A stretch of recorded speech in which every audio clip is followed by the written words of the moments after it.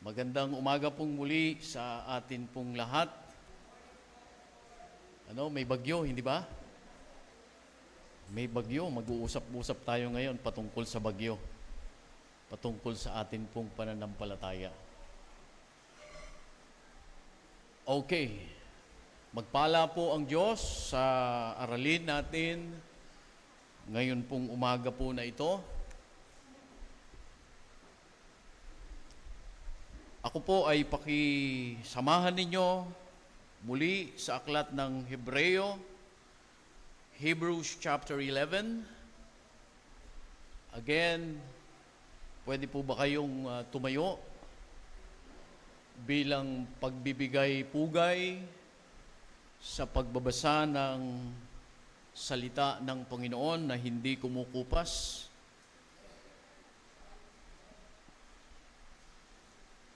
Ayan, okay.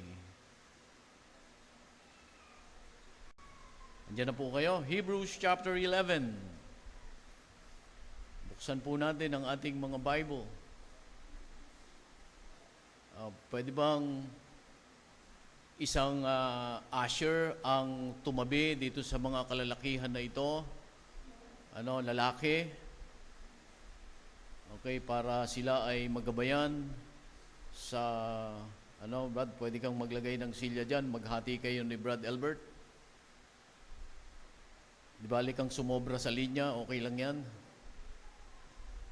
Ayan. Okay. Sige.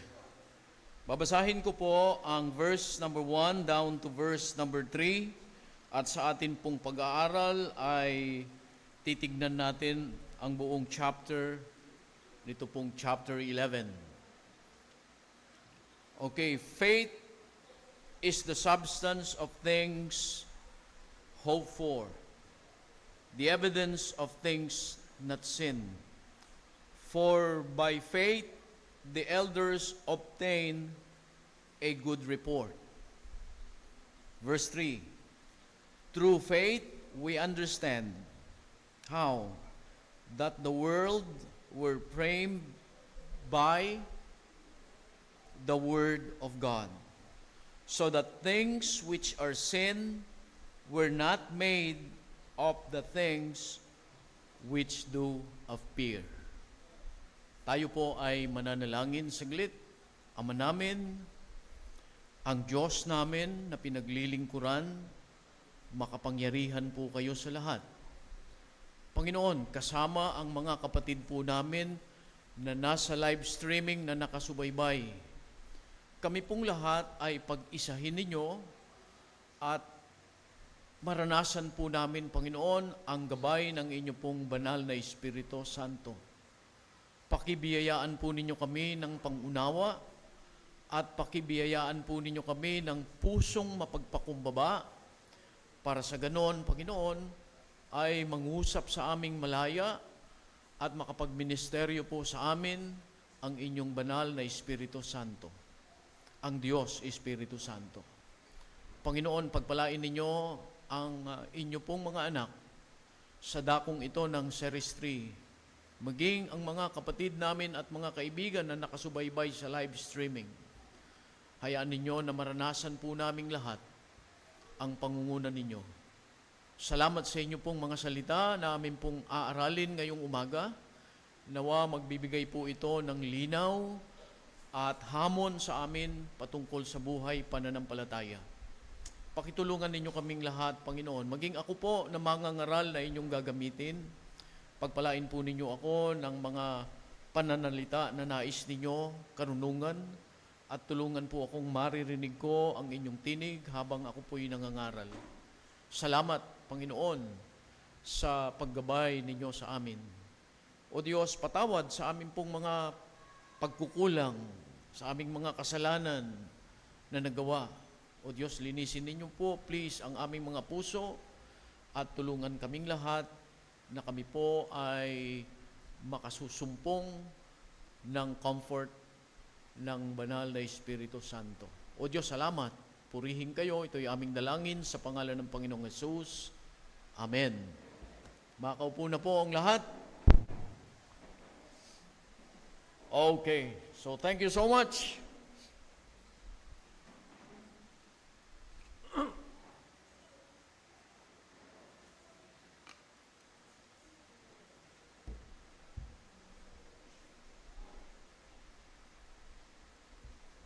The title of the message this morning is The Structure of Faith.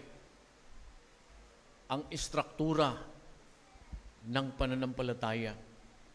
When I say structure, ang ibig pong sabihin po rito, when you say structure, ito po yung pamamaraan ng pagbubuo, a manner of construction o kung paano ito nabuo. Pag tinignan mo yung isang gusali, uy, ang ganda ng structure na yan. Bakit nasasabi mong maganda? Kasi nakikita mo yung itsura, hindi ba? Nakikita mo yung itsura, may mga engineer tayo dito. Kinakailangan tama yung sinasabi natin. Nakikita mo yung itsura, kaya mo nasasabing maganda yung istruktura na yan. Tama? It composed of many parts na pinagdugtong-dugtong, at kung minsan pag nilapitan mo yan, nakakapagbigay ka ng komento. Nakukuha? Kala ko maganda, pero ito, alam mo, hindi dapat ito dito. Yung mga nakakaintindi, kagaya ni engineer, yung engineer po nitong ating building, si Engineer Elvis, yan po ay, tawag doon? Structural engineer ang kanyang minaster. Yung pagbubuo ng struktura. Kaya ito pong building na ito ay nabuo sa pamamagitan ng I-beam. Makikita ninyo. So, yung istruktura, yung paano ito nabuo. Ganun din, yung pong pananampalataya. Okay, meron itong istruktura. Okay? Meron itong muka. Kung minsan, hindi maganda yung may mga parting hindi maganda pag sinilip mo. Okay, hindi porke sinabing pananampalataya, okay na tayo doon. Hindi po. Andiyan ba tayo? So, nagiging masusi tayo when it comes to pananampalataya. Para tayong nasa panahon ng ngayon, pagtingin doon sa mga project. Okay, sasabayan natin yon. Yung kanila, ang tinitignan nila yung mga proyekto, yung mga construction na ginawa. Yan yung panahon ngayon, hindi ba? Sa panahon naman natin ngayon, nasa panahon naman tayo ngayon ng pag-uuri ng pananampalataya. Tama? Kung ito ba ay ghost faith? Okay? Alam niyo yung ghost faith? Hindi totoong pananampalataya, hindi ba? Parang nakaporma lang na maganda yung kanyang istruktura, pero ghost pala. Are you with me? Kagaya ng mga project ngayon, akala mo merong pundasyon kasi may nakaumang na pipe. Akala mo tuloy-tuloy na yun, hindi pala, hanggang doon lang pala yun sa simula, wala palang butas yun doon sa dulo. Yun lang yung istrukturang nakikita. Sa pananampalataya po, minsan may ganyan. Okay, kaya ang paksa natin, yung istruktura ng pananampalataya, ito yung gusto nating tignan. Why? Kasi everybody is claiming that they have faith. Okay? Everybody is claiming that they have faith. Baka ghost faith. Okay? Kagaya ng panahon po natin ngayon. Tama? So, ito yung atin pong pupuntahan. Okay? Now, gusto ko pong magsimula sa isang kasaysayan pagdating sa pananampalataya. Ito po'y kinopya ko lamang. At gusto kong gamitin ito para makita natin ano ba yung genuine faith. Okay? There is a story of a captain of a large vessel. Kapitan ng barko. Okay? Na kung saan, nakaset mag-sail kasama ang kanyang pamilya. Privilege, yung kapitan, siguro ito ay cruise ship. Okay? Kasama yung kanyang pamilya na sila ay papunta sa isang lugar. Okay? Ang kanyang destinasyon mula doon sa lugar ay papunta sila ng New York. Sa Amerika. Pag sinabing New York, magandang lugar yan. Matataas yung building. Okay? One night, when everyone was asleep, a sudden strong wind arose. Parang Titanic. Ano? Napanood nyo ba yung Titanic? Okay. So, alisin nyo muna yung palabas na yon. Dito na muna tayo sa palabas ko. Okay. Isang gabi, habang sila'y naglalakbay, noong malakas na malaking vessel na yon, may dumating na malakas na bagyo. Sinalubong sila ng malakas na hangin. The wind came sweeping over the water, struck the vessel, and almost capsized the vessel. Almost itaob niya. Sa lakas ng hangin at sa lakas ng alon, ay halos tumaob yung barko. Okay? Everything movable was sent trembling and crashing. Ang sabi ron, sa istorya, lahat daw ng nauuga, lahat daw ng mga bagay doon, talaga namang daw, parang halo-halo ang nangyari doon sa loob. Ang sabi, everything movable was sent trembling and crashing, and the passengers become aware that they were in imminent peril. Of course, hindi ba, alangan namang, ganun na yung itsura mo, yung mga pasahero, kinabahan na sila na sigurado nasa panganib sila. Siguro nag-isip yung iba, nako, baka mamatay na tayo dito. Okay, kasi talagang wala yung barko pag ganon-ganon Everyone was alarmed. And many sprang from their cabin and began to dress. So naalarma sila, naglabasan na sa cabin, nagbihis yung iba. Okay? The captain's little daughter, just 8 years old. Okay, yung anak ng kapitan, was awakened and cried with fright. Paglabas nung anak ng kapitan, sabi ron, umiiyak. Okay? And cried with fright. Nagtataka siya. Sabi ron ganon, what's the matter? Ang sabi nung bata, anong nangyayari? Sabi nung bata. Okay? When they told her about the storm, sinabihan siya, bumabagyo ng malakas. Okay, ganun ba? Nagtanong siya ngayon, pagkarinig niya ron, is my father on deck? Kasi yung tatay niya yung kapitan Is my father on deck? Assured that he was. So, anong sabi ng mga tao? Oo, nandoon siya sa deck. Assured that he was. The little one dropped back into her pillow without fear. Is my father on deck? Yes, your father is on deck. Well, balik siya uli doon sa kanyang cabin. At ang sabi ron, dropped back on her pillow without fear.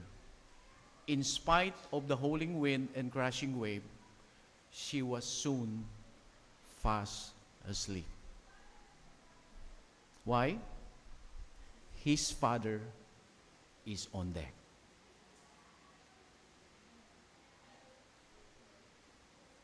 Did you get the point? Ladies and gentlemen, our Father is on deck. Kahit na big two pa yan, our Father is on deck. Kahit na signal number 10, our Father is on deck. Are you with me? And this ought to be the attitude of every Christian. Dapat ganito tayo. That as we face every rough situation in life, habang humaharap tayo sa mga bagyo, sa mga lindol ng buhay, we must believe and settle that God is on deck. That God, what I mean is, that God is in control. And that is faith. Yan ang pananampalataya.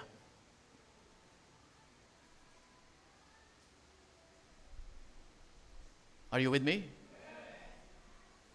Our Father is on deck. God is in control. No matter what happens. And that is faith. You can be settled.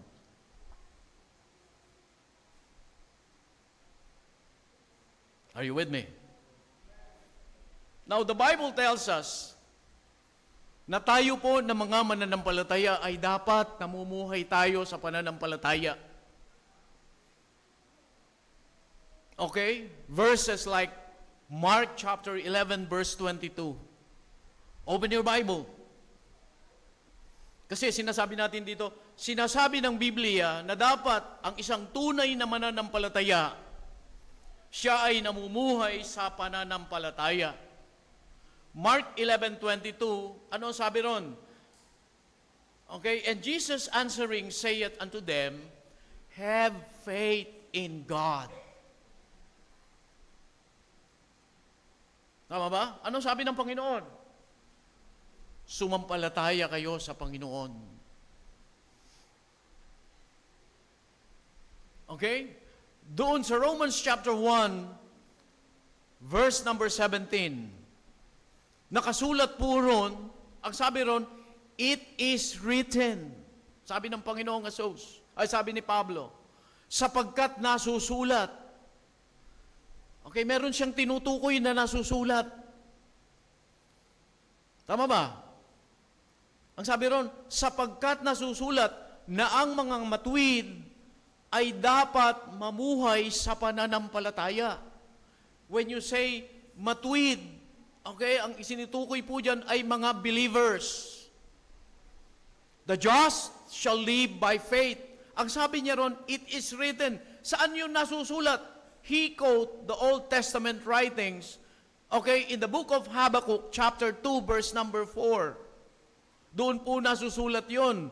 The just shall live by faith. So ever since, from the Old Testament down to the New Testament, hanggang sa atin po sa panahon ngayon, church age, dapat ang mga tao ng Diyos hindi nabubuhay sa nakikita niya, kung hindi nabubuhay siya sa hindi niya nakikita.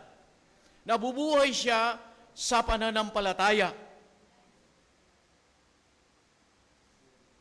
Andiyan ka ba? So dito po sa mga talatang binasa natin kanina, yung tatlong talata, Mark, Romans, okay, Habakkuk 2:4, nire-remind po tayo rito na ang pananampalataya must be a daily lifestyle of a believer. Including you na nasa live streaming. Ang pananampalataya dapat maging araw-araw na lifestyle natin bilang nagsasabing mga mananampalataya. Why?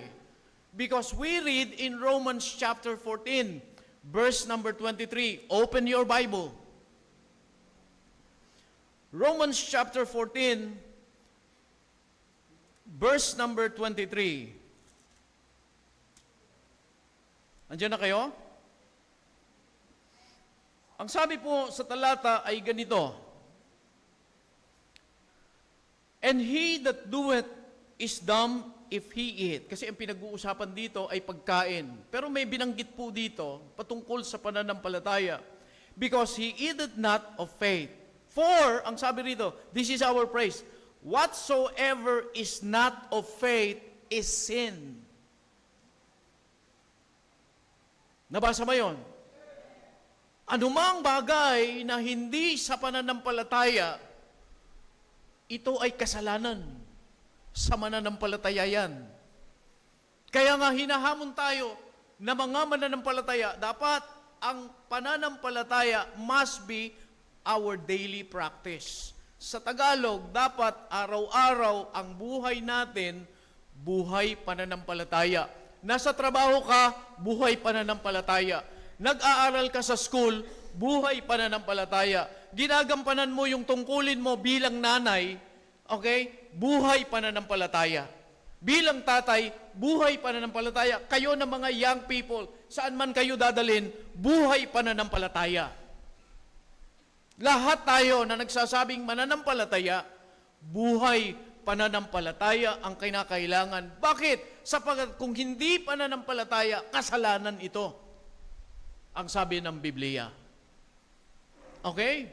Now, in Hebrews 11:6, ang sabi ron, makikita natin na kung wala itong ganitong uri ng pananampalataya, we will never be able to please God. Tama? Tama ba yun? Sabi ng Hebrews? Without faith, it is impossible to please God. Ano yung faith na tinutukoy doon? Yung totoong pananampalataya. Are you with me? Ha? Papasok ka sa trabaho? Ano yung pananampalataya? Taglay mo. Amen? Paano ba yun? Ano ang pundasyon ng pananampalataya sa pagpasok sa trabaho? Sa mga nagtatrabaho dito, what is the foundation of your faith when you are working in the office o ano pa man ang trabaho mo? Paano mo pinapractice yung faith? It must be grounded in the Word of the Lord. Ano ba ang sabi ng salita ng Diyos? Ang tunay na amo mo, now listen, ang sinasabi ng salita ng Panginoon, pag ikaw ay nagtatrabaho, ang tunay na amo mo ay hindi yung tao na yon. Tama? Ang tunay na amo mo ay ang Diyos. Siya yung nakatingin sa iyo. Kasi pag nakatingin ka dun sa amo mo, pag wala yan, pwede mong daya-dayain yung trabaho, di ba? Tama? Wala yung aking boss ngayon. Medyo pakaang-kaang muna ako. Kasi nakatingin ka, ang amo mo yun. Pero pag buhay pananampalataya, nakatingin ka palagi, ang Diyos nakatingin sa iyo. Kasi yung boss mo, ang boss niya, ang Diyos. Nakukuha ba?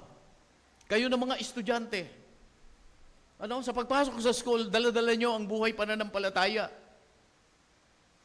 Tama? Iniingatan nyo yung testimonya nyo kasi alam ng mga kaklase ninyo, mga Kristiyano kayo, mga mananampalataya kayo. Meron pa nga kayong sukbit-sukbit na Bible sa inyong mga bag, kung meron. Tama? Meron pa. Nakikita nila. So, paano nila makakayag yan? Pag nakita ba nila? May Bible ka? Buhay pananampalataya na ba yan? Hindi. Hindi ba? Nakikita nila na ikaw ay hindi nila kasama sa mga kabulastugan? Tama? Hindi ka nila kasama sa paglalakwatsa? Tama? Pag niyayaya ka nila, hindi na, uuwi na ako. Hindi ka mamaya ka na umuwi, maaga pa. Shorten, uuwi ka na dapat. Di ba? Meron pa ba shorten ngayon? Di ba? Hindi lang shorten ngayon, walang pasok. Nanghihingi ka pang baon, alam mo na nga, walang pasok. Okay? Taglay-taglay mo yung buhay pananampalataya. Tama? Bilang mga young people, taglay mo yung buhay pananampalataya the way you dress up. Tama? Sa pananamit. Buhay pananampalataya, nahahayag. Sa atin, na mga Kristiyanong nagsasabi, sa pananalita, buhay pananampalataya, nahahayag. Sa life practice natin, buhay pananampalataya ay nahahayag. Siguro, wala na sa inyo dito ang nag-iinom pa. Tama? Hindi na ako nag-iinom, Pastor. Kahapon, nagsimula na ako. Buhay pananampalataya. Kasi sinasabi natin, may buhay pananampalataya. Dapat araw-araw yan. Hindi lang pag-araw ng linggo. Hindi po, everyday. Dapat practice ng buhay natin yan. Ano ka man, magulang ka man, okay, ikaw ay anak, ikaw ay empleyado, dapat buhay pananampalataya. Bakit? Kasi ang sabi ng Biblia, without this kind or quality of faith, we can never, never, never, never please God. Ano ang sinasabi ng talata? Hindi mo kayang bulahin ang Diyos. Nakukuha? That is the exact word. Hindi mo kayang lukohin ang Panginoon. Kahit sabihin mong may pananampalataya ako, may pananampalataya ako, may pananampalataya ako. Okay, pero hindi yung kalidad na hinahanap ng Panginoon na pananampalataya, hindi mo siya mabobola. Hindi mo siya madadaya. Alam natin na tayo ay naligtas sa biyaya sa pamamagitan ng pananampalataya. But, ang tanong, dun ba sa pang-araw-araw na buhay natin, namumuhay ba tayo sa pananampalataya? Are you with me? Oh, sinasabi natin, I am saved by grace through faith. Okay? So mahalaga yung faith, genuine faith. Faith that comes from the word of the Lord. Tama? To alam natin yun. Ang kaligtasan, biyaya ng Diyos, sa pamamagitan ng pananampalataya, sa kung ano ang sinasabi ng Ebanghelyo. Okay? So, tapos na yung usapin. Pag sinampalatayanan mo yung sinasabi ng salita ng Panginoon tungkol kay Jesus Christ, okay? Naligtas ka. Pero ang tanong, yung bang pananampalataya na yan, gawi ba ng buhay natin sa bawat araw? You know what? Ako po ay tunay na nagpupuri at nagpapasalamat sa Panginoon sapagkat ang Biblia, binigyan po niya tayo ng malinaw na katuruan patungkol sa pamumuhay o paglakad sa pananampalataya. Dito, makikita natin paano mamumuhay sa pananampalataya. Okay, hindi sinasabi dito paano yayaman. Wala dito yan.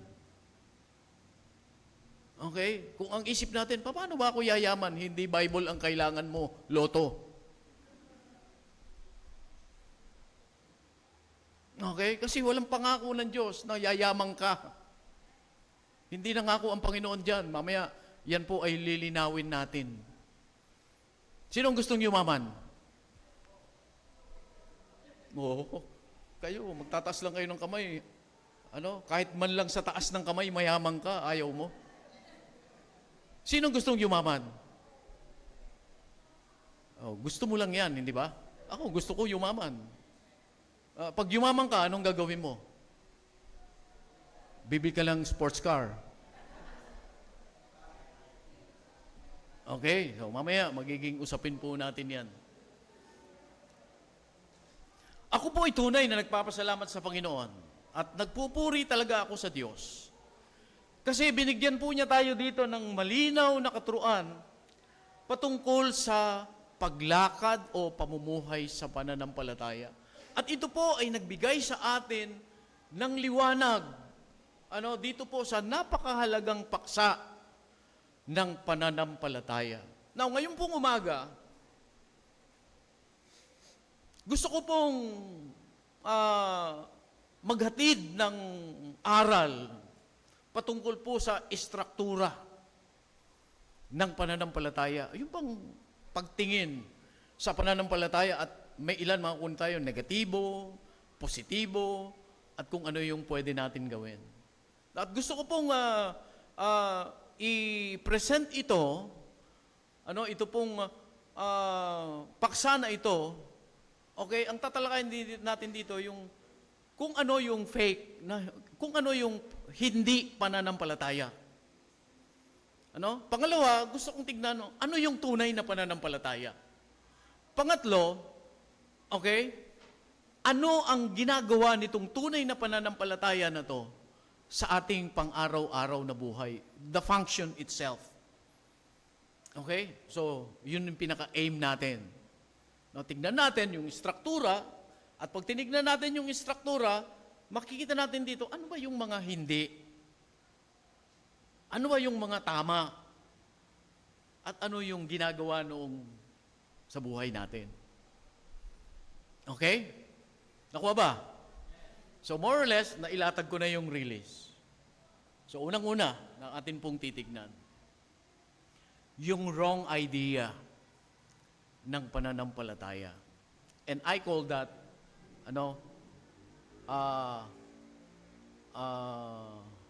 tinignan ko yung dictionary. I don't know if I spell it right. Okay? Fallacies. Tama ba ako? Okay. Fallacies. Yung mga English teacher dito, kumukuha ko ng, okay, wrong idea. Okay? The fallacies na nakasurround sa pananampalataya. Yung mga wrong idea na nakamuka sa nagsasabing may pananampalataya sila. Okay? Unang-una masasabi ko, that faith is not a blind leap. Okay? Narinig nyo na ba yung salitang suntok sa buwan? Okay? Yung bang leap in the dark. Tumalong ka sa dilim. Walang katiyakan yun eh. Hindi ba? Yung sabing suntok sa buwan, sige. Narinig ko yan sa mga nagpapautang eh. Di ba? Sige, pautangin mo na. Suntok sa buwan na lang itong gagawin natin na to. Nakukuha nyo? So, tandaan ninyo na ang pananampalataya ay hindi po ganito. Okay? Meron pong mga tao na ang tingin nila sa pananampalataya, yung bang ang buhay pananampalataya ay buhay kahangalan. Hello? May ganyan tao, may mga tao na ang tingin nila, sa pananampalataya o buhay pananampalataya, ito ay buhay kahangalan. Inaakala nila na yung buhay pananampalataya ay isang suntok sa buwan, walang katiyakan. Tama ba? Kaya nga, may mga nagsasabi palagi, sumikat yung salitang, alam mo, to see is to believe. Hanggat di ko nakikita yan, hindi ako maniniwala. Amen? Okay? Pero ang pananampalataya po hindi ganyan, hindi suntok sa buwan. Kasi, hindi mo talaga makikita yan kasi walang katiyakan eh. Kung aantayan mo makita yun. Maaring hindi mo makita. So, paano ka darating sa paniniwala? O pananampalataya? Okay, ang pananampalataya po ay hindi suntok sa buwan. Nakuha. Hindi ito pag-aakala. Okay? Na como ginawa mo, ay okay na. Are you with me? Ang pananampalataya po ay mas higit pa ron. Tama? Kaya may mga taong nag-iisip, walang katiyakan yan, pananampalataya. Mga, buhay kahangalan yan. Marami akong namimit na tao na ganyan eh. Okay? So, ang pananampalataya po ay mas higit pa ron. Mga kapatid, dapat natin itong maunawaan. Ang pananampalataya, ito po ay pagtugon sa mga pangako ng Diyos sa buhay natin. Okay? When you do something, okay, at walang pangako ang Panginoon, that is a blind leap. That is a blind faith. Okay? Sapagkat ang pananampalataya, ito ang ating response to the promises of God sa buhay natin. Okay, kaya nga, anong tawag dyan? Sinasawata ko yung pag may pananampalataya ka, iigi ang buhay mo. Naku ha? Kasi kadalasan po, karamihan ng tao ganyan. Sumasama sila, o sige, naniniwala sila. Kasi at the back of their mind, okay, ang nasa sa kanila yung iigi yung buhay nila. Naku ha? Kasi pag ganyan ang pananaw natin, hindi ba napakahirap nung ganyan? Tapos hindi umigi ang buhay mo? Nakuha ba? Okay? So, faith is our response to the promises of God in our life. Do you know any promise of God na nakasulat sa Biblia? Kasi kung wala kang alam na pangako ng Diyos, wala kang tutugunan. You cannot practice your faith. Hindi masusubok yung pananampalataya mo. Tandaan natin palagi, a faith that is not tested cannot be trusted. Ang pananampalatayang hindi nasusubok, hindi ito mapagtitiwala ang pananampalataya. So faith is our response to the promises of God sa buhay po natin. When God says, I will lead you, pag sinabi ng Diyos, pangungunahan kita, ida-direct kita,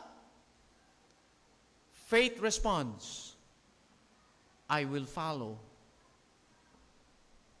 Tama? Saan nakasulat yun, Pastor? May pangako ba ang Panginoon? Isa na dyan, yung Proverbs chapter 3. Trust in the Lord with all thine heart, and lean not on your own understanding. In all thy ways, acknowledge Him. Follow, and He shall direct thy path. That is the promise. Di ba? Nakasulat yun. Sabi ng Panginoon, ililid kita, ida-direct kita. Anong respond ng pananampalataya? Sumunod ka. Okay? Kaya, faith is not a blind leap. Nakuha. Hindi ka susunod sa hindi mo alam. Makakasunod ka ba sa hindi mo alam? Are you with me? So, when the Lord said, I will lead you, Proverbs chapter 3, 5 and 6, what is our response? What is the response of faith? Sumunod tayo. When the Lord says in His Word, I will bless you, sinasabi ba sa salita ng Panginoon yon? Yes. Hindi ba? In the Old Testament, pangako ng Panginoon. Kay Abraham, pagpapalain kita para maging, pagpapala ka sa iba. Tama? Tama? Sabi nga ganun kay Abraham. I will bless you so that you will be a blessing sa mga tao.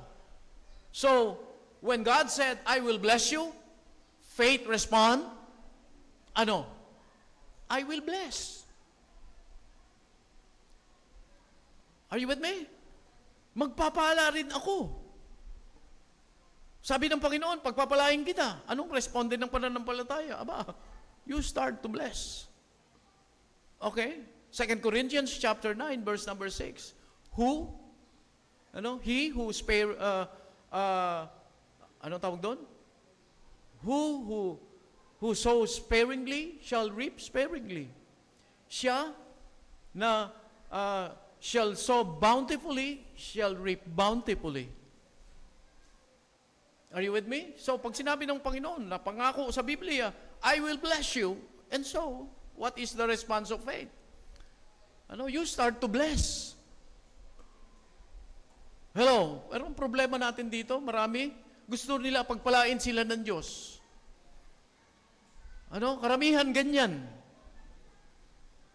Pagpapalain ako ng Panginoon, pero walang pagtugon ng pananampalataya eh. Hindi ba? Gusto lang nila pagpalain sila ng Panginoon. Ano yung respond ng pananampalataya? Dapat, nagbe-bless ka. Are you with me? When God says, I will meet your need, sinasabi ba ng Biblia yon? Tama? Philippians chapter 4:19, but my God shall supply all your need according to His riches and glory in Christ Jesus. Pag sinabi ng Panginoon yon, what is the response of faith? I will not worry of my need. Hindi ako mag-aalala sa aking pangangailangan. Kasi ang sabi ng Panginoon, tutugunan niya ang aking mga pangangailangan. What is our response? A response of faith. Ang context nun, I will meet your need. Ano yung konteksto nun? Yun ay pangako ng Diyos doon sa mga tao na nakasuporta sa pagtataguyod ng gawain ng Panginoon, if you will read that. Okay? Ay maraming mga tao, gusto nila pagpalain sila ng Panginoon. Gusto nila i-bless sila ng Panginoon. And many people are quoting that verse, but my God shall supply all my need. Okay yun. Pero, madamot naman pagdating sa gawain ng Panginoon. Nakukuha ba? Hindi binigyan lang po nating linaw ito. Kaya nga, ang pananampalataya, hindi po ito pagtalon sa dilim. Ito po ay palagi nakabase upon the firm foundation of the Word of the Lord. Kaya sabi ko nga kanina, faith is our response to what God had promised. Nakuha? It is not a blind leap. May pangako ang Diyos, kailangan nating tumugon at yun ang pananampalataya. Another not. Una, it is not a blind leap. Pangalawa, faith is not a blank check. Nakatanggap na ba kayo ng blank check? Hello? Okay. Sino kaya ang magbibigay sa akin ng ganyan? Okay? Blank check. Faith is not a blank check. Di ba? Pag nakatanggap ka ng blank check, blank check. Ibig sabihin, kahit anong isulat mo doon, okay. Hindi ba? 1,000,000, pwede. Are you with me?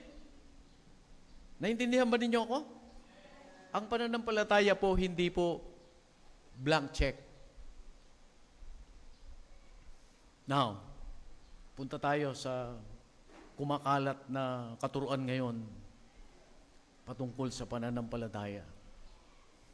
Yung pong name it and claim it philosophy sa panahon ngayon.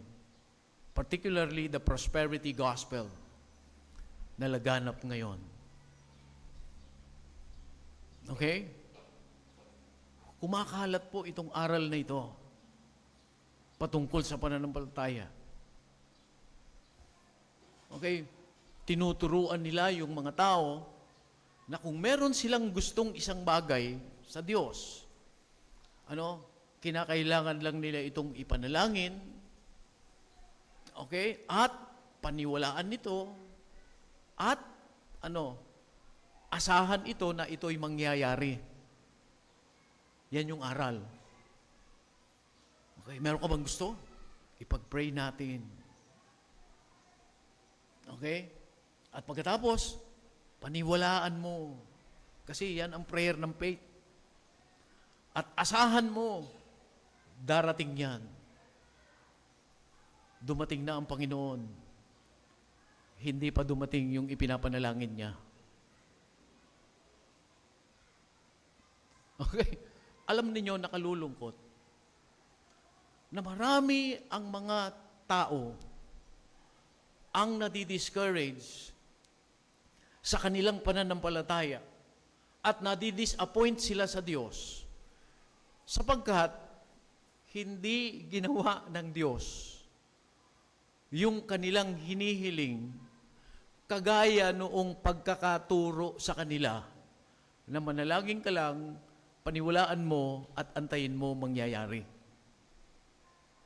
Marami na di-disappoint. Okay? At nadi-discourage sila, nadi-disappoint sila sa Panginoon kasi hindi ginawa ng Diyos sangayon dun sa kanilang hinihiling. Okay, kasi yung itinuro sa kanila ganun. Nakukuha ba? Yun yung itinuro sa kanila ng mga tagapagturo. Okay? So, faith is not a blank check. Ang Diyos po ay hindi genie o waiter. Nakuha ba? Tandaan po natin ito. Hindi genie ang Diyos. Hindi siya waiter na kung saan nag-aantay lang, what's your order, sir? At pagkatapos isulat mo yung order mo, in a few minutes, darating na.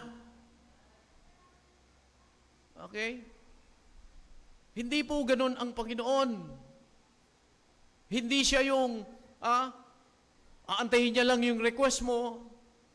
Pagkatapos niyan, in a twinkling of an eye, in just a few minutes, dadalhin niya yung gusto. Faith is not a blank check. Hello? Tama? So, lumaya tayo ron. Baka meron pa dito. Akala mo may hawak kang blank check. I'm sorry. Talbog yan.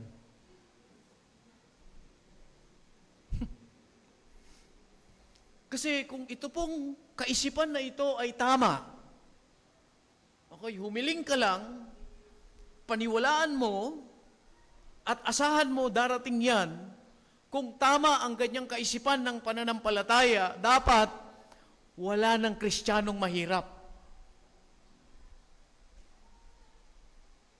Nakuha? Dapat lahat ng mga Kristiyano, punong-puno na yung mga kalsada na yan ng sasakyan.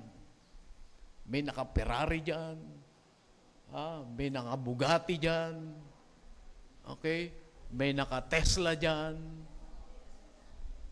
Name it and claim it. May naka-F40 dyan. What else? Merong naka-McLaren dyan. Kung tama yung kaisipan na yun? Na sabihin mo lang, orderin mo lang, paniwalaan mo darating, expect mo, mangyayari yan. Wala na dapat Kristiyanong mahirap. Nakuha? Wala na dapat lahat ng Kristiyano magaganda ang bahay. Nakuha? Sana yung mapagong na yan, hindi na mapagong. Ano yan dapat dyan? Ano yung island ng Hindi ba? Dapat Forbes Park na yan, 2. Ang daming Kristiyano dyan eh. Faith is not a blank check. Na kahit na, pananampalataya, hihiling ka sa Panginoon, aantayin mo lang, darating. That is not faith. Are you with me? But faith is not a bad choice. Ito yung pangatlo, another not. Okay? Hindi po masamang pagpili ang pananampalataya. Piliin mo ang mamuhay pananampalataya. Pag sinabing buhay pananampalataya, ito yung totoong pananampalataya. Tama ba? So, marami nagsasabi ang buhay pananampalataya, kalokohan. Marami nagsasabi na ang buhay pananampalataya ay suntok lamang sa buwan, walang katiyakan. Okay? Maraming nagsasabi na ang Diyos daw ay hindi mo mapagkakatiwalaan kasi hindi mo naman nakikita. Okay? At hindi lamang yun, ang Diyos daw ay, since hindi mo nakikita, hindi ka pwedeng makipag-ugnayan sa Kanya. You cannot have fellowship. Hindi ka pwedeng magkaroon ng relasyon sa Kanya kasi hindi mo siya nakikita. Kaya ang sabi nila, kalokohan ang mamuhay ka ng pananampalataya. But the reality is, listen, the Christian who determines to truly live his life by total faith in God, God will never disappoint him or her.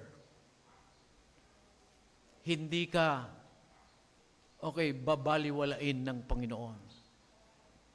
Nor you will struggle in this life without any assurance. Are you with me? Hindi sinasabing pag may mananampalataya ka na tunay, wala ka nang struggle sa buhay. Okay? Hindi po sinasabi yun. Kung hindi, pag meron kang pananampalataya, may struggle ka sa buhay, pero meron kang katiyakan. Nakukuha? And that is faith. Kaya nga, faith is not a bad choice. Kasi hindi babaliwalain ng Panginoon yung iyong pananampalataya. At hindi ka darating na sa buhay na ito ng pagtitiis, na wala kang assurance, wala kang dahilan ng pagtitiis. Tama ba? You are still there, nagtitiis ka. Bakit? Kasi alam mo na ang Diyos hindi kanya pababayaan. Nakuha? So, if you're living by faith, at sinasabi natin, it is a good choice, okay? That faith is a deep, settled assurance that God is in absolute control in all situation ng buhay natin. And He will or shall always accomplish, okay, His word sa Kanyang mga anak na nagtitiwala sa Kanya. No, hindi pwedeng baliwalain ng Panginoon ang kasalita niya sa Kanyang mga anak. Tama? Ang katotohanan ganito, mga kapatid ko, as believers, we can either choose to please the Lord or choose to please ourselves. Nasa atin ang pagpili. Okay? How do you practice your faith? Please yourself or please the Lord? Tama? Are you going to walk by faith? Choosing to follow His word? Or your faith is what? Choosing to please yourselves.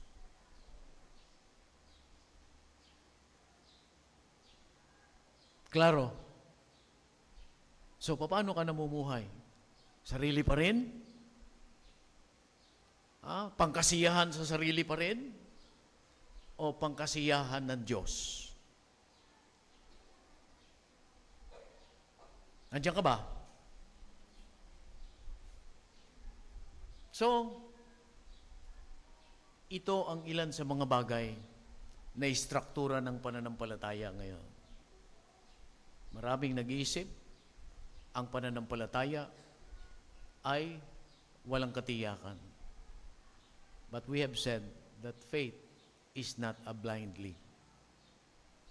We have said that faith is not a blank check.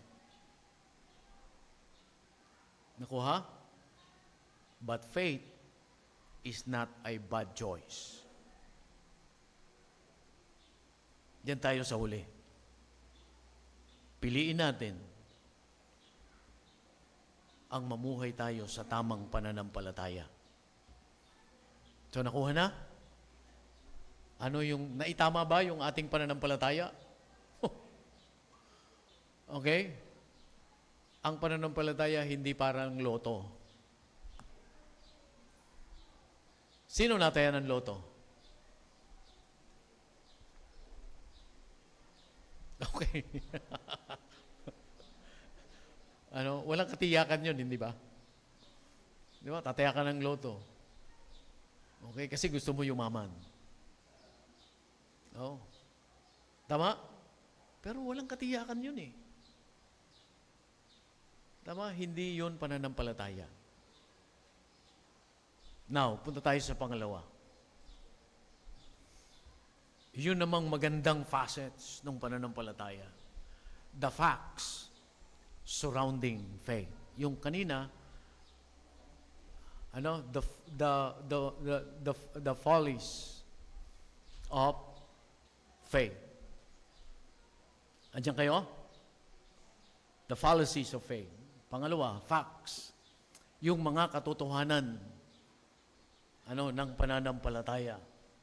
Now, pupunta na tayo sa text natin. Kanina, mga gathered materials yun eh. No, puntahan natin itong ating text. The facts about faith or the facts surrounding faith. Now, malinaw, unang-una makikita natin na ang pananampalataya ay i-define at i-describe dito po sa ating text. Particularly in verse 1 ng teksto natin.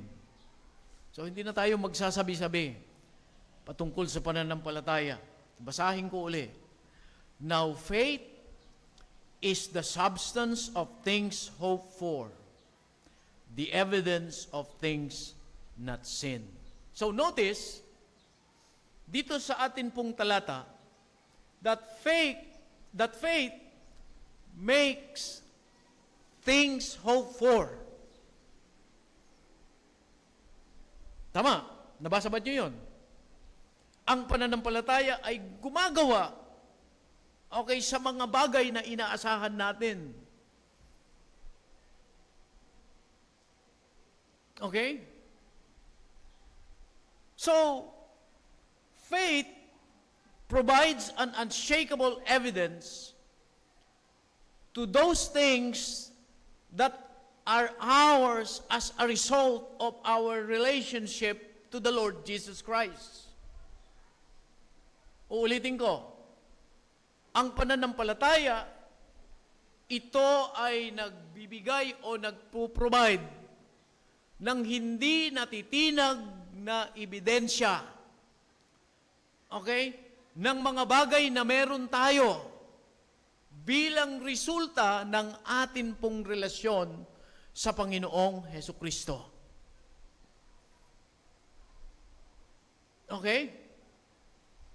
Nakukuha ba? Ano yung isa?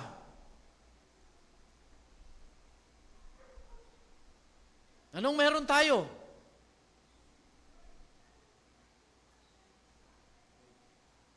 Ang tagal. Kaligtasan. Meron ka ba yan? Tama? Paano mo nataglag yan? Dahil sa relasyon mo sa Panginoong Yesus. And that is faith. Are you with me? So lahat galing sa Panginoong Hesukristo. Kaya mapapansin natin sa Biblia, sa mga katuruan ni Apostol Pablo, palagi niyang nababanggit, through Jesus Christ. Through Jesus Christ. Through Jesus Christ. Why? Sapagkat ito ang pananampalataya. Yung bagay na meron tayo sa pamamagitan ng ating relasyon sa ating Panginoong Hesukristo. So in other words, okay, it brings the future within the present and makes the invisible things. Okay, ikaw ba ay ligtas? Pag ikaw ay ligtas, saan ka pupunta? Nakatitiyak ka ba ng langit? Tama? So, yung pupunta ka sa langit, future, present? Okay? Present, future yan. Nakuha. Ngayon ligtas ka, panlangit ka na eh. Pero yung pupunta ka sa langit, future. But that future, because of faith, nasa iyo yan. Yung katiyakan yan, present. We have studied this last Sunday. Yung future na yon, dinadala sa'yo. Nakita mo na ba yung langit? Hindi pa. Tama? Pero yung future na yan, napupuntahan mo, langit. Because of faith, that unseen reality, dala-dala mo ngayon. Kaya sinabi mo, I have the assurance that when I die, I will see the Lord Jesus Christ. Are you with me? Hindi natin pinag-uusapan dito ang material na bagay. Nakukuha ba? Kasi yun yung dapat eh. Tama ba? Yung future na tinitignan mo na yan. Ang tagal naman. Present, tinadala sa iyo ngayon. Because of your faith. Are you with me? Kaya ang sabi ko, yung aking version, faith is the reality of the unseen future. Nakuha ba? At nagpapasalamat tayo sapagkat ito pong author ng Hebrews, hindi tayo iniwanan sa dilim patungkol sa sa katiyakan ng basihan ng pananampalataya. Nakuha? Pag binasa po ninyo yan, at ilan po dyan ay kukuhanin natin. Nagpapasalamat tayo, binanggit ito ng may akda po ng Hebrews concerning the sureness and certainty na kung saan dapat nating ibase, maging basihan, maging encouragement sa atin sa buhay pananampalataya. Okay, magsimula tayo sa verse 2. Dito po sa verse 2, ang sabi diyan, for by faith the elders obtained good report.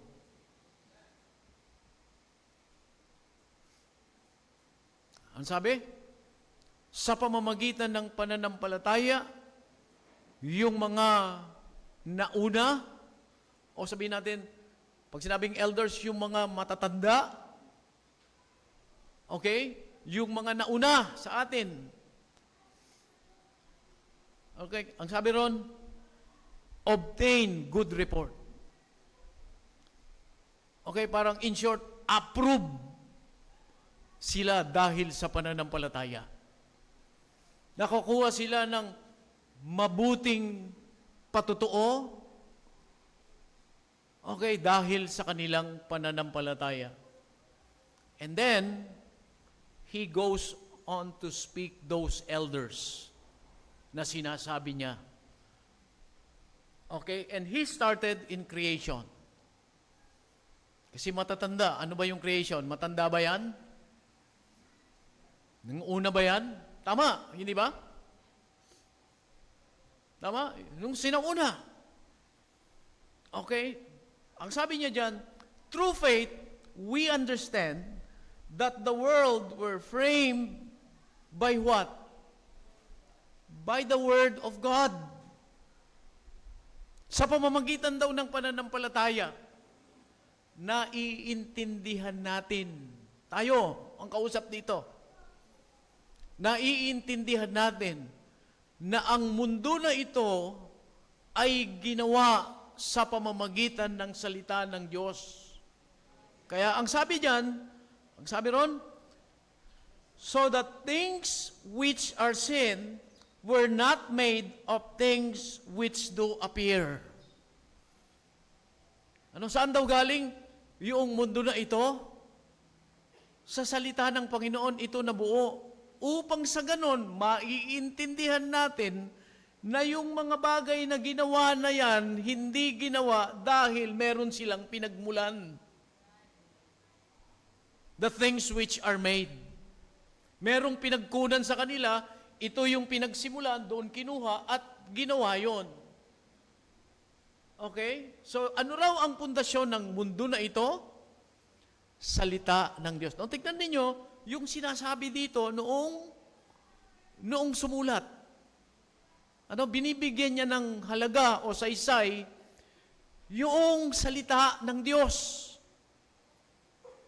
Tama? Nakita mo ba nung i-create itong sanlibutan na ito? Itong mundo na ito? Hindi.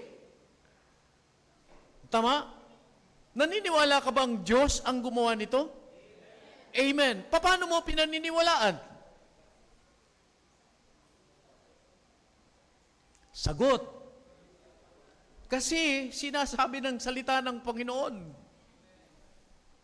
Tama ba? So yun yung sinasabi nitong sumulat. Through faith, we understand that the world were framed by the Word of God. Sinasampalatayanan mo yung salita ng Panginoon na ang mundo na ito ay ginawa and God said, "Let there be light," and there was light. And you believe that. Why? Because God said. And that is faith. God said. And that is faith. Kaya sabi natin kanina, faith is our response to what God had promised. Klaro? Ito yung tunay na pananampalataya, mga kapatid. Hindi ito sabi-sabing pananampalataya. Yung pagtugon natin sa kung ano ang sinasabi ng salita ng Panginoon, that is the unique faith. And that is the true faith. Okay? Kaya pag nasabi mo, naniniwala ako, ito mundo na ito ginawa. Ano ang katiyakan yan? Kasi sabi ng salita ng Diyos. The Bible says, God said, "Let there be light," and there was light.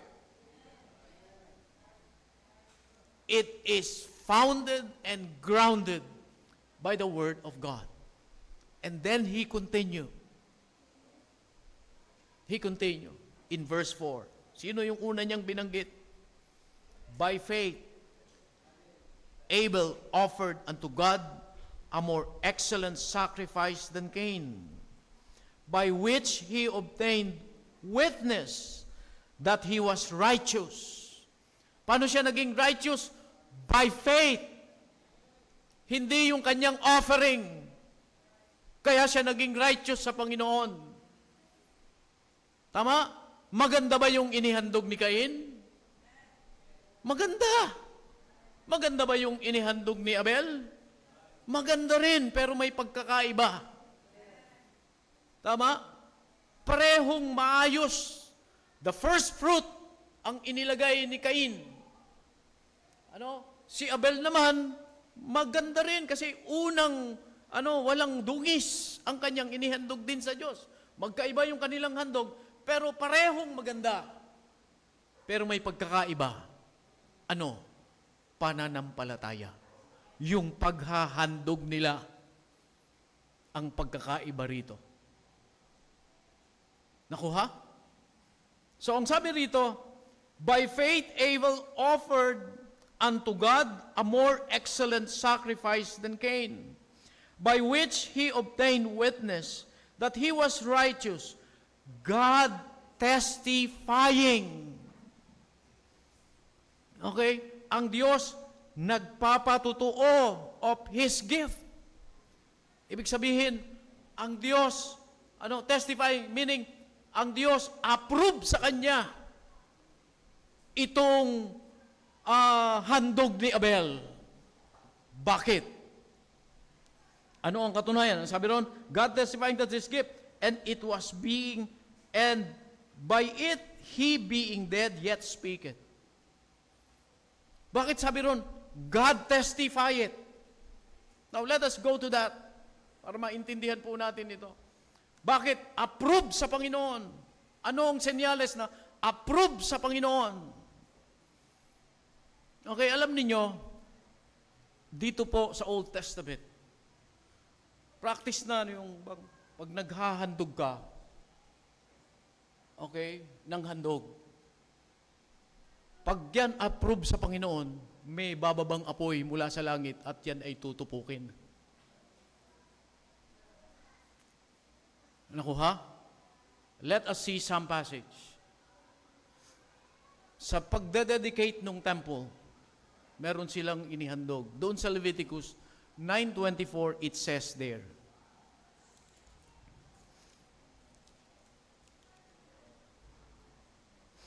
Tignan po natin ito.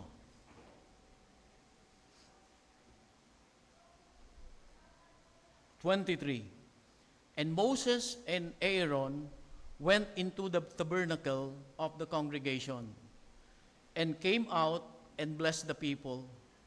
And the glory of the Lord appeared unto all people. And there came a fire out, ang sabi, from before the Lord, and consumed upon the altar the burnt offerings and the fat, which when all the people saw, they shouted and fell on their faces. Anong sabi ron? Pero si Moses at Aaron, meron silang inihandog na sacrifice doon sa altar, sa pagdededicate. At pagkatapos nun, there came out a fire from God. May lumabas na apoy. Saan galing yung apoy? Sa Diyos. At kinunsum yung fire, ay yung handog. Tama. So meaning, God testifies. Naiintindihan ba? 2 Chronicles chapter 7 verse number 1. Punta tayo dito. Ang sabi ron, now, when Solomon had made an end of praying, the fire came down from heaven and consumed the burnt offerings and the sacrifices, and the glory of the Lord filled the house.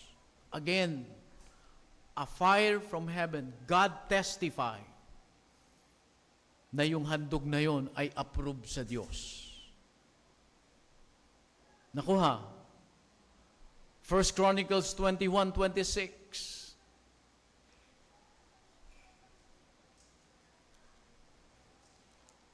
Isa pa pong talata.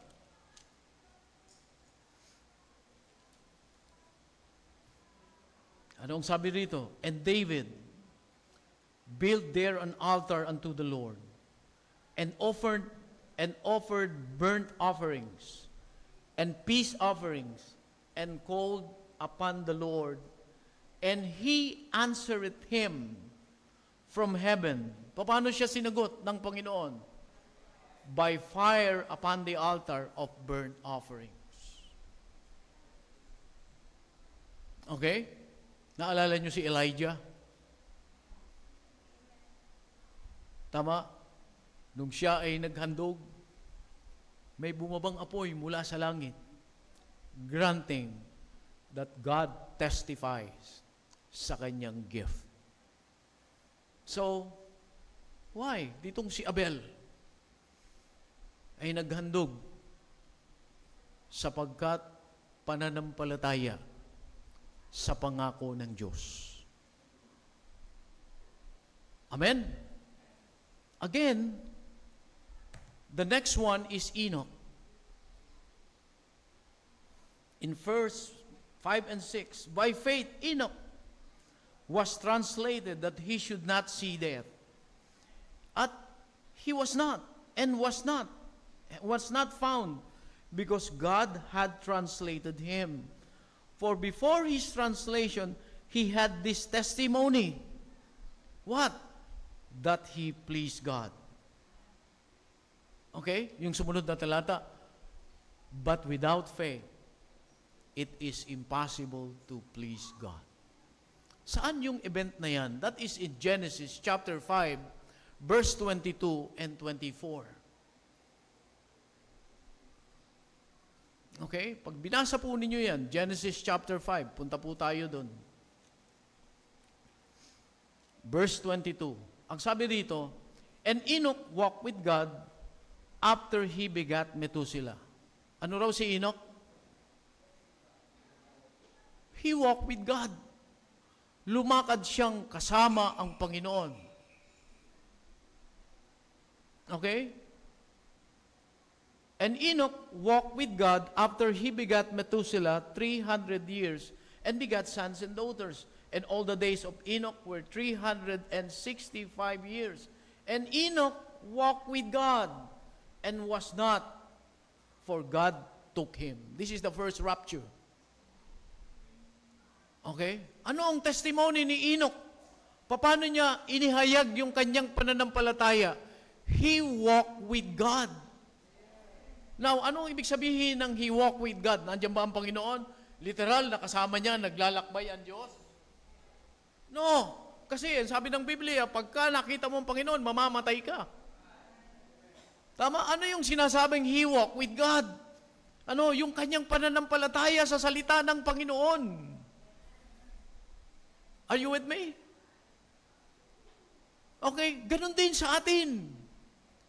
Ano, yung pamumuhay natin kasama ang Panginoon, ito yung ating pagtugon sa salita ng Diyos.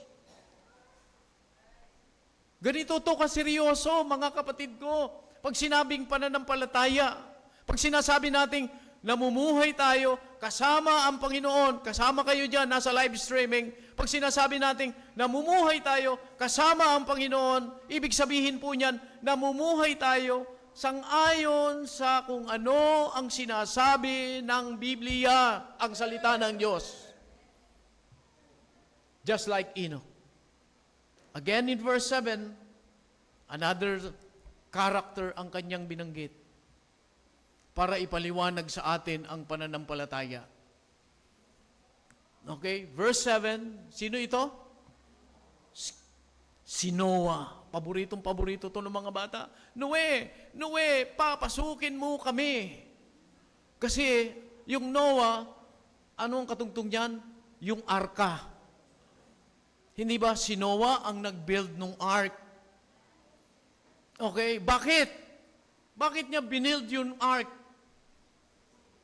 Kasi pananampalataya dun sa salita ng Diyos. Tama ang sabi ng Diyos kay Noe, sobrang sama na itong mga tao na ito. Tama, gugunawin ko na ang mundo. Okay, pabababahi pa sa pamamagitan ng baha. Si Noe, hindi niya alam kung ano yung baha. Tayo alam natin kung ano yung baha ngayon. Diba? During that time, si Noe, hindi niya alam yung baha. Are you with me? Kasi wala pang ulan. Sabi ng Panginoon, gugunawin ko ang mundo na ito sa pamamagitan ng baha. So hindi niya alam kung ano yung baha. Kaya sabi ng Panginoon sa kanya, okay, gumawa ka ng arka. Ganito ang sukat, ganito kataas, ganito kalapad, ganito ang gagawin mo, tatagpian mo yan. Okay? At habang namumuhay siya, sinusunod niya yung sinasabi ng salita ng Panginoon, patuloy siyang tinutuligsa ng mga tao. Naku ha? Hindi ko na pupuntahan yan kasi maaabutin tayo hanggang bukas dito. Ang sabi ng Panginoon sa kanya, ganito, tatagpian mo yan ng alkitran, ganito ang sukat, ganito ang gagamitin mong kahoy, ganito mo yan puputulin, dito mo ilalagay yung pinto. Kasi babaha, hindi niya alam kung ano yung baha. Basta ang alam niya lang, sampalatayanan kung ano yung sinasabi ng Panginoon. Sabi niya, babaha, I don't know what is that flood. But God told me to build an ark. And so, by faith, I will build an ark. Because I believe the Word of God. And so, he built an ark. And while he's building the ark, okay, yung mga tao, nire-ridicule siya. Sabi sa kanya, Noe, nasisira na ang ulo mo. Noe, nababaliw ka na. Kagaya sa panahon natin ngayon, maraming mga nagsasabi na ang buhay pananampalataya ay kahangalan. Na ang buhay pananampalataya walang katiyakan. Ang buhay pananampalataya ay kahunghangan. But no, just live by faith. Just like Noah. And one day they will know, okay, that your faith is true and they are wrong. Kaya nung dumating yung baha, napatunayan ni Noe na tapat ang Panginoon sa kanyang pangako. Ito ang papapasukin mo, pares-pares. Okay? Ano pa? Isama mo yung iyong pamilya. Pasok lahat sila. Kasi yun yung bilin ng Diyos eh. Tama ba? Kaya alam niyo, every members of the family must be inside the ark. And that is Jesus Christ. Huwag tayong makontento na tayo lamang ang nasa arka. Are you with me? Dapat, sang-ayon sa sinasabi ng salita ng Panginoon, every members of the family must be inside the faith. Must be inside the ark. And none other than that ark is Jesus Christ alone. Ano ang sinasabi ko rito? Dapat bawat miyembro ng pamilya, huwag tayong papayag na maiiwanan sila. Are you there? Because there is a coming judgment. May darating pong paghuhukom. Sana hindi itong nangyayari ngayon. Hindi pa. Kasi sabi ni Pedro, ang Panginoon ay matiisin sapagkat siya ay nag-aantay na ang marami ay magsisi. Tama? Well, kung ito na, ang araw ng paghuhukom at dito nagsisimula, so be it. But my question is, ang mga mahal mo ba sa buhay nasa loob na ng arka? Baka nasa loob pa sila ng relihiyon. Baka nasa loob pa sila ng tradisyon. Wala pa sila kay Jesucristo. Wala sila sa tamang pundasyon ng pananampalataya. Walang iba kung hindi si Jesucristo lamang na siyang namatay doon sa krus ng Kalbaryo, nagbayad ng ating kasalanan, nagula-gulanit ang kanyang katawan, nabubuo ang kanyang dugo para bayaran ang kasalanan natin. Tama? Namatay siya, inilibing siya, at muli siyang nabuhay. Umakyat na muli sa kanang trono ng Diyos. At hanggang ngayon, nagtatrabaho siya para sa atin. Nananalangin ang Panginoon para sa iyo. Na manatili ka sa tunay na pananampalataya. Amen? Believe. Respond sa salita ng Panginoon. Just like Noah. Noah, nahihibang ka na. But you know what? When the rain comes, dumating yung ulan, umulan ng umulan, yung mga tao, doon pa lang sila naniwala. Tama si Noe. Tama si Noe. Tama si sister. Tama si brother. Tama pala si Albert. Tama pala si Marco. Tama pala si Mami. Sabi ng mga tao, Noe, papasukin mo kami. Pero tapos na. Tama? Sarado na yung arka. Kung meron man sa atin dito ngayong umaga, na wala kang katiyakan ng iyong kaligtasan ng kaluluwa kay Kristo lamang, kung meron man dito,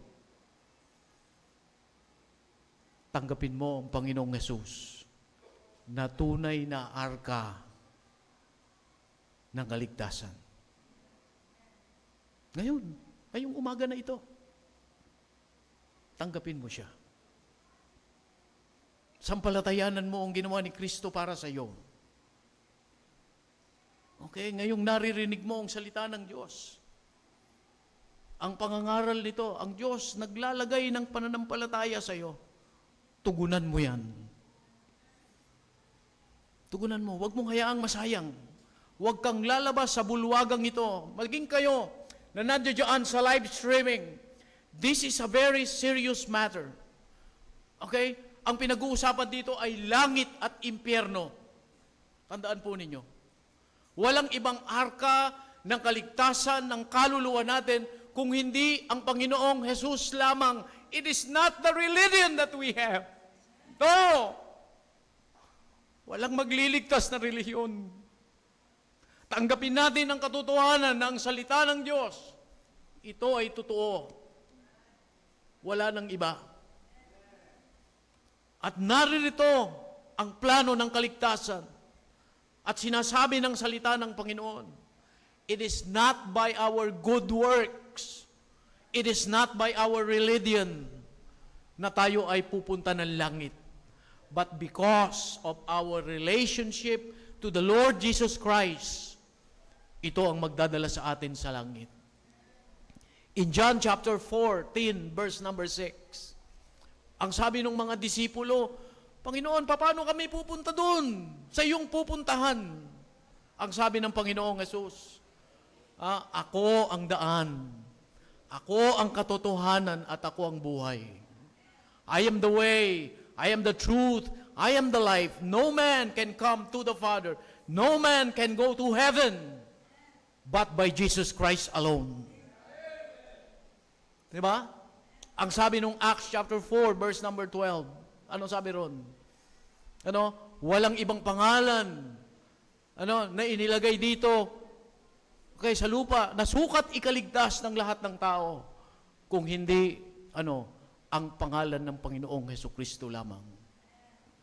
Tama? Sino ang nagliligtas? Si Jesus. Sino yung napako sa krus? Si Jesus. Tama? Walang relihiyon na napako sa krus. Walang tradisyon na napako sa krus. Ang tanging magliligtas lamang ay ang Panginoong Hesukristo sapagkat siya lamang ang napako sa krus. Hindi si Maria ang napako sa krus. Tama? Si Maria ay tao, hindi siya Diyos. Are you with me? So, sino man dito, kayo na nasa live streaming, accept the Lord Jesus Christ in your life. Why? Because just like Noah, he is the true ark. Siya ang tunay na arka ng kaligtasan. Ang Panginoong Hesukristo. At sunod-sunod na binanggit dito ng sumulat ng Hebreo. Nandiyan si Isaac, nandiyan si Jacob, nandiyan si Joseph, and then nandiyan si Moses. Okay, puntahan natin si Moses. Paano sumunod? Paano inihayag ni Moses ang kanyang pananampalataya? Kasi binanggit siya dito. Inihayag niya sa pagsunod niya sa salita ng Panginoon. Tama? Ang sabi ng Panginoon sa kanya, pangungunahan mo ang aking bayan sa paglabas sa Egypt. And he believed that. Pinaniwalaan niya yan. Okay, pinaniwalaan niya na sa kanyang pangunguna dito na imposible kasi hindi sila talaga papayagan ni Pero. It is impossible for them na makalabas sila ron. Pero, paulit-ulit, puntahan mo si Paraon. Pakita mo itong tanda na ito. Punta siya. Panginoon, ayaw pa rin kami paalisin. Ito na naman, puntahan mo na naman uli. Hindi ba? Ilang beses yan? Paulit-ulit, hindi ba? Di ba? Pwede niyang sabihin, Panginoon, niloloko mo naman kami. Hindi naman kami pinaalis . Pero hindi. He believed that He will lead the people of God. Nalalabas sila sa Egypt, hindi nawawala sa isip niya yan. Kaya nga kahit paulit-ulit yung rejection ni Pero, nandoon pa rin siya, sumusunod siya sa salita ng Panginoon. The same thing sa buhay natin. Tama ba? Kahit pa ulit-ulit yung nangyayari na yan, tumindig ka sa pananampalataya. Ayaw pa rin, tindigan mo ang pananampalataya. Ito ang sinasabi ng Panginoon. Sampalatayanan mo yan. And one day, lumabas sila sa Egypt. It is impossible again. Nung payagan sila ni Pharaoh, sang araw, sige na nga, ang kulit-kulit nyo. Tatawid sila ng dagat na nakaharang. But he believed that he will lead the people of God. Ilagay mo yung tungkod. And he followed. At bubuka yung dagat. Tama? You know what? When you live by faith, God do the impossible.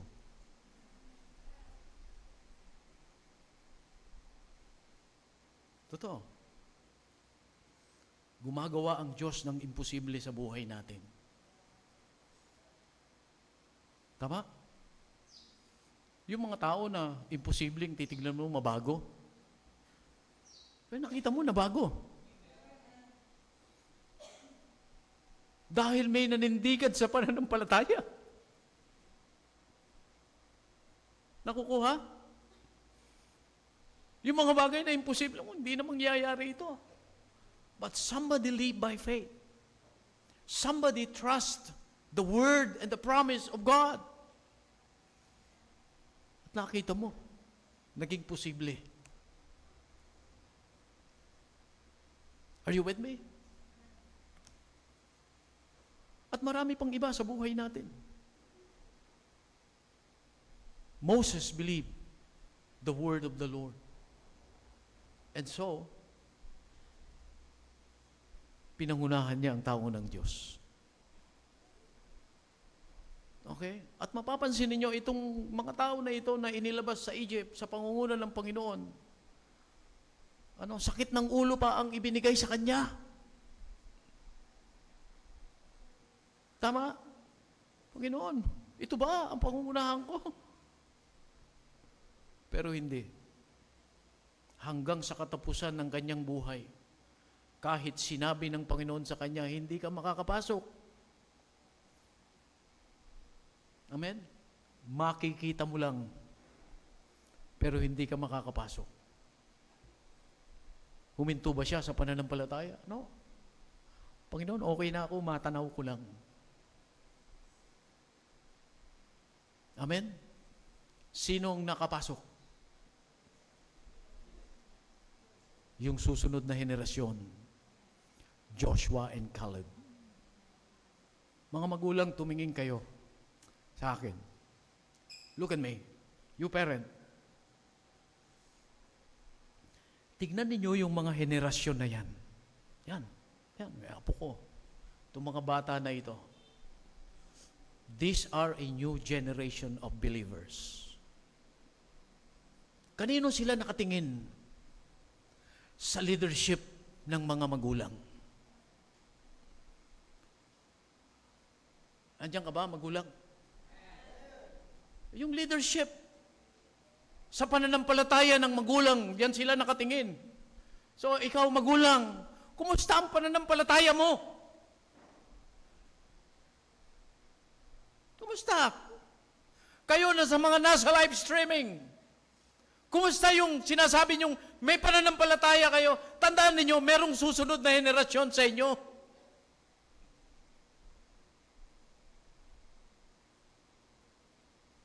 Nandiyan ka ba? Magulang?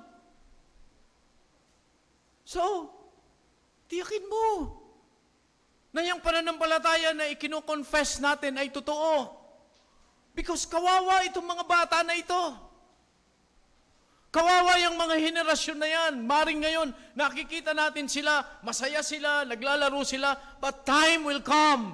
Darating sila sa realidad ng buhay. Hindi pa yan. Cute, nakakatuwa. Hindi pa yan. Darating sila sa tamang edad. Darating sila sa punto na magdidesisyon sila sa kanilang sarili.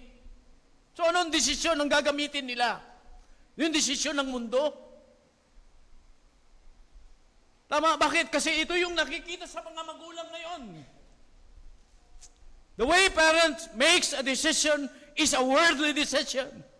Tapos i-expectin natin itong ating mga anak na ito, susunod sila sa pananampalataya. Yung mga magulang, hindi mo makitaan ng buhay pananampalataya.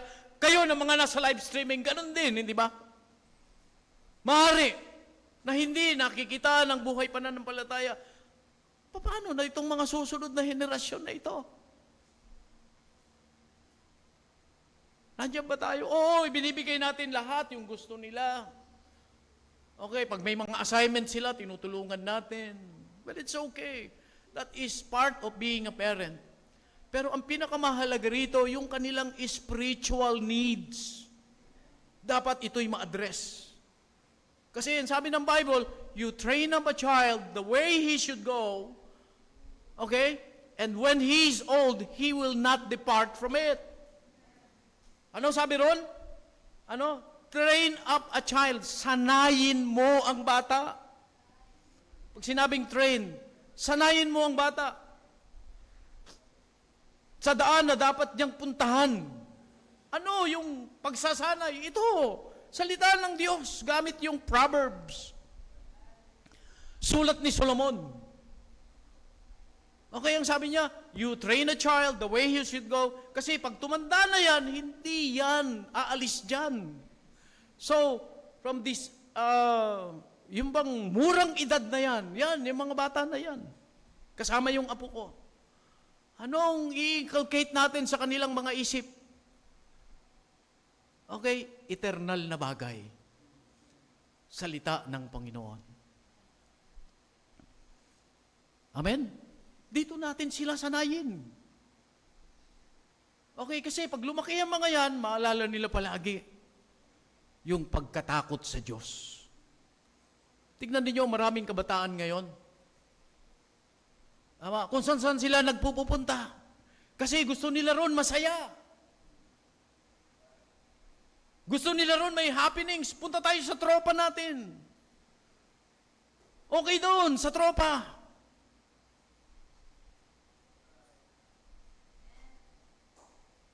Nakukuha?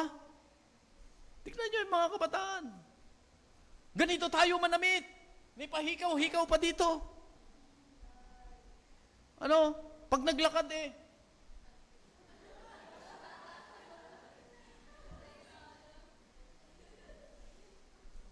tuwa sila ron. Kasi ang akala nila, hinahangaan sila ng mga tao. Ganon sila. Why? Walang guidance ng salita ng Panginoon. Bakit? Yung mga magulang din wala. Saan mo nakikita yung mga magulang? Kung saan-saan din. Kaya kayo mga kabataan sa Kasili, mapalad kayo. Merong isang misyonero na nagtuturo. Mapalad. Kasi yung mga kabataang walang pagpapahalaga sa salita ng Panginoon, sa una lang yan, pag ganyan-ganyan. Parang masaya tignan. Okay? Pare, dito tayo.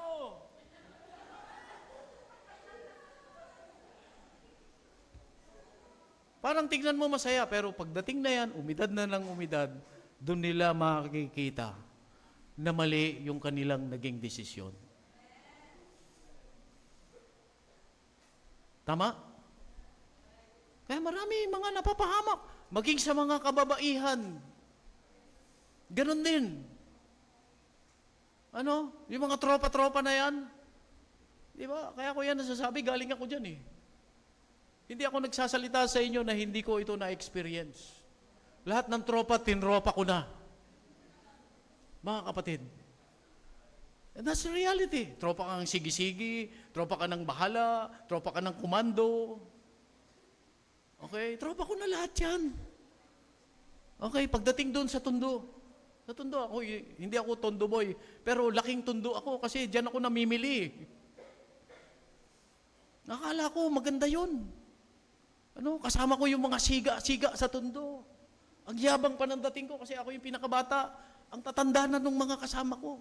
Lakad akong gano'n. Kasi kasama ko yung mga matatapang.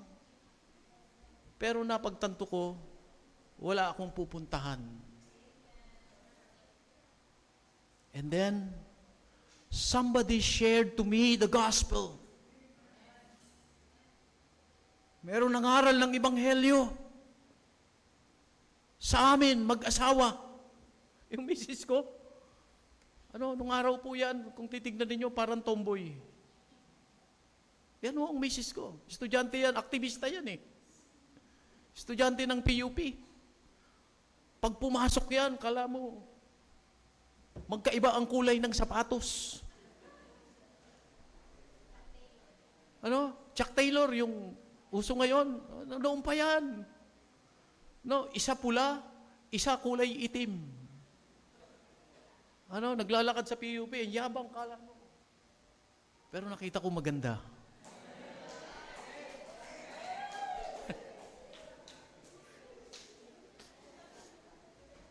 Parang wala kaming pupuntahan.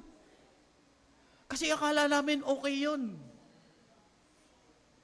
Pero nung merong naghayag ng salita ng Diyos sa amin, dinurog ng Panginoon yung puso naming mayabang. Dinurog ng Panginoon yung mayabang na puso namin. Because we want to respond on what the Bible says. And we receive Jesus Christ as our Savior. Hindi kami nagkamali. Why? Because this poor drug addict was used by God to become a preacher of His Word.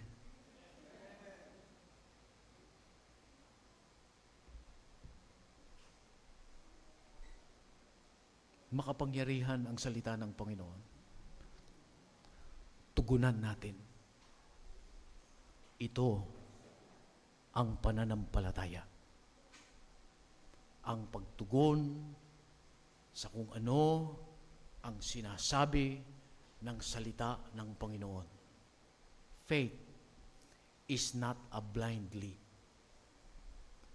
Faith is not a blank check.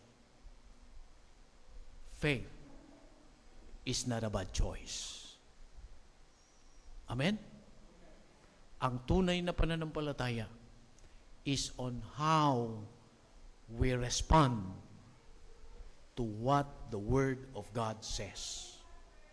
Tatayo tayong lahat. Mananalangin po tayo.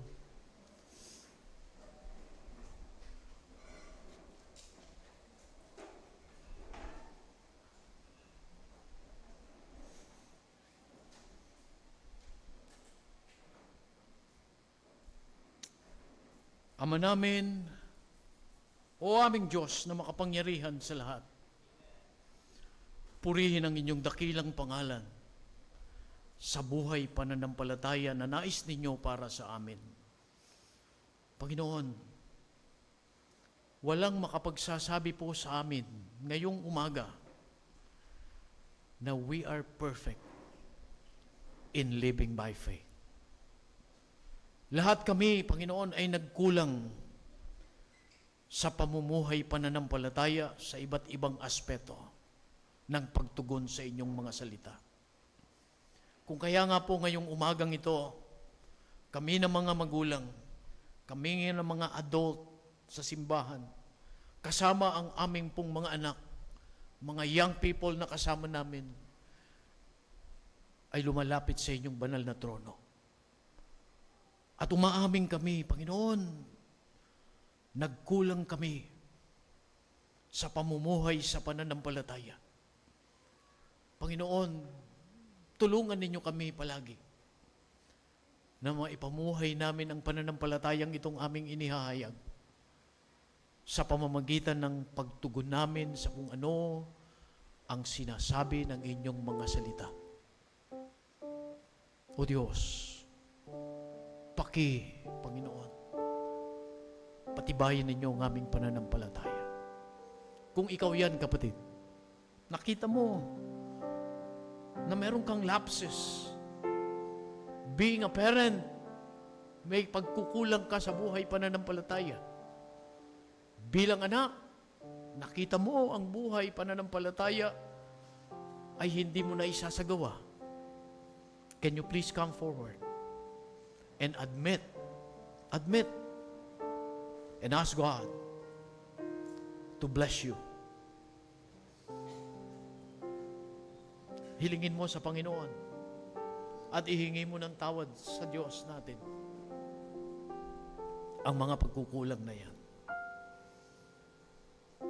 Panginoon, masakit po ang salita ninyo. Pero salamat po Diyos sapagkat ipinakita ninyo sa amin na ang hindi pamumuhay sa pananampalataya ay kasalanan. Subalit ang pamumuhay sa pananampalataya ay hindi po ninyo binabaliwala. Ngayong umaga, O Diyos, nandito kaming lahat sa inyo pong altar. Buong kapakumbabaan, dinadala namin ang aming mga sarili, Panginoon, sa inyo bilang pagtugon sa mensaheng aming napakinggan. Ama, kausapin po ninyo kami. Maring sa ating kapulungan ngayong umagang ito, hindi mo natitiyak ang kaligtasan ng iyong kaluluwa. Maring sa pangangaral kanina, meron kang napapakinggan. Na siyang kumurot sa puso mo at sinasabi sa iyo, kailangan mo si Jesus bilang iyong tagapagligtas. Na siyang katiyakan ng iyong kaligtasan. Kung sino ka man, sino ka man, gusto mong tanggapin ng Panginoon, Jesucristo sa iyong buhay, itaas mo ang iyong kamay. Yung gustong tanggapin ng Panginoon. You want to accept Jesus Christ as your personal Savior. Tagapagligtas ng kaluluwa, hindi tagapagligtas ng katawan. Okay? Ibaba mo na. Nakita ko yan. Sumabay ka sa maikling panalangin ito ng buong pananampalataya sa kung ano ang sinasabi ng salita ng Panginoon. Sambitin mo sa Diyos, Panginoon, sambitin mo ng malakas, Panginoon, ako'y makasalanan. Tinatanggap ko si Jesucristo bilang aking Panginoon at aking tagapagligtas. Sang-ayon sa sinasabi ng inyong mga salita na siya ay namatay para bayaran ang aking kasalanan. Ama, pinagsisisihan ko ang mga nagawa kong kasalanan at tinatanggap ko si Jesus sa aking puso bilang aking Panginoon at tagapagligtas. Salamat sa iyong salita na nagbigay ng katiyakan sa akin. Panginoon, maraming salamat po sa aming lahat na naririto, o aming Diyos. Salamat po sa salita ninyo. Hayaan ninyo, Ama, na ang paglapat po namin dito sa altar ay maging isang biyaya ng pananampalataya na siyang paglabas namin sa bulwagang ito, palaging naaalala namin ang buhay pananampalataya na dapat naming ipamuhay. O Diyos, Ama, Panginoon, tulungan niyo kami na maibahagi ang pananampalatayang ito sa mga darating pang henerasyon na nakatingin po sa amin. O Mang Diyos, salamat po. Purihin kayo. Ito'y aming dalangin. Sa pangalan ni Jesus. Amen.